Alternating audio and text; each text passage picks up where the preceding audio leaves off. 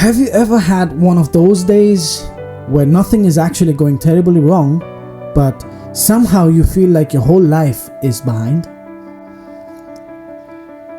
You hear that someone you studied with just bought a house, someone else got married, another person got promoted, someone is traveling with their family, someone has finally started the business they kept talking about. And suddenly you start looking at your own life thinking, what am I doing? The strange thing is, nothing necessarily changed in your life that day.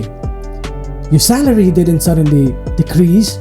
Your relationship didn't suddenly fall apart. You didn't suddenly become less capable. You just received new information about somebody else's life. And somehow your life started feeling smaller. Why does this happen? Psychologist Leon Festinger proposed social comparison theory in 1954. The basic idea is very simple. When we don't know how we are doing, we naturally look at other people for information. Am I okay? Am I successful? Am I attractive? Am I progressing? Am I where I should be at this age? And comparison itself isn't the problem. The problem is that we often compare our entire life to one visible part of someone else's life.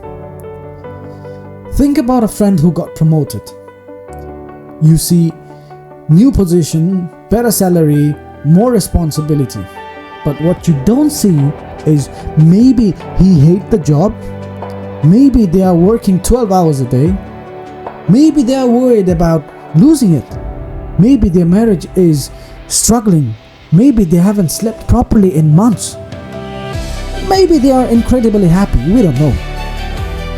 And here's the important thing. You're comparing behind the scenes with somebody else's headline. You're behind this. There is an even deeper problem. You are usually not comparing facts. What you are comparing are interpretations. They got promoted becomes they are ahead of me.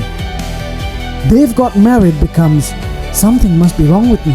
And that's where comparison becomes painful. There's an interesting distinction in psychology. An upward comparison can actually be useful. You see someone doing something you want to do and think, okay, what did they do that I can learn from? That's information. But another response is, they are doing better than me, therefore I'm failing.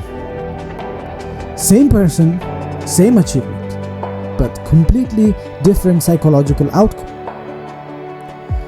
Research actually on social comparison consistently shows that upward comparison can have negative effects on well-being, particularly when the comparison creates a sense of inadequacy or distance between where you are and where you think you should be.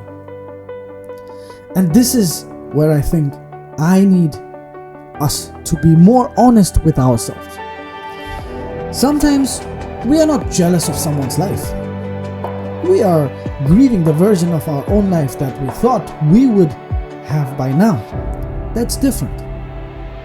You might not actually want your friend's life, no. You might just be disappointed that your own life hasn't reached the place you expected it to.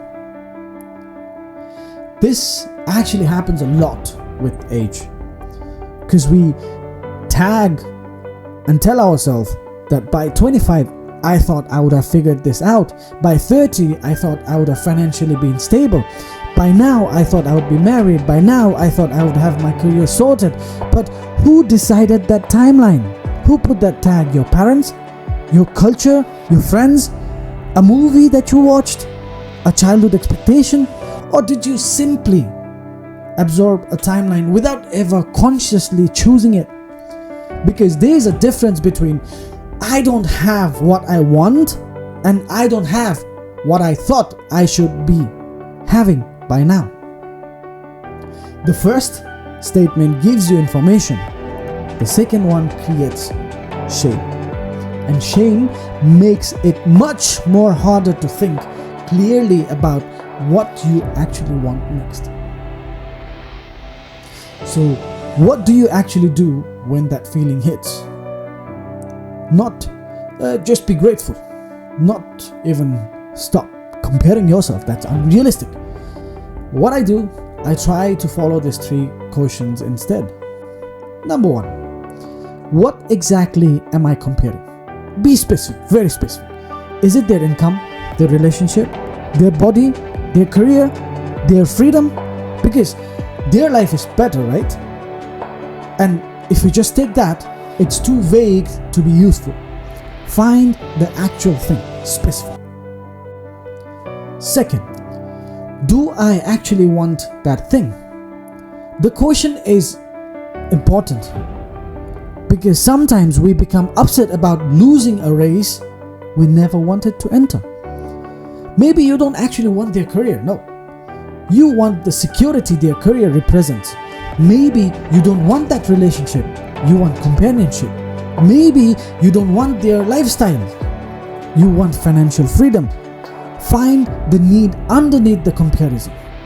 Third, what is one thing I can learn from them without turning them into evidence against myself?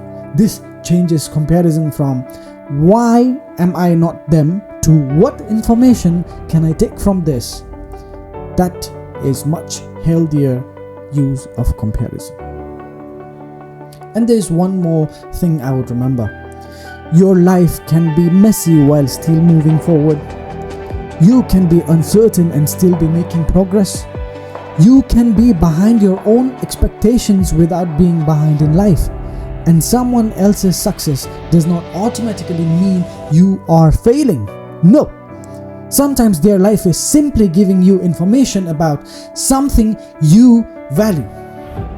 So the next time you look at someone and think they have it all figured out, pause. You don't know that. And more importantly, you don't need to figure out whether their life is better than yours. You need to figure out what their life is revealing about what you want from yours. Because comparison becomes destructive when you use another person's life as a measurement of your worth. But it becomes very useful when you use it as an information about your direction. Don't ask, why isn't my life like this? Ask, what is the comparison trying to teach me about the life I actually want?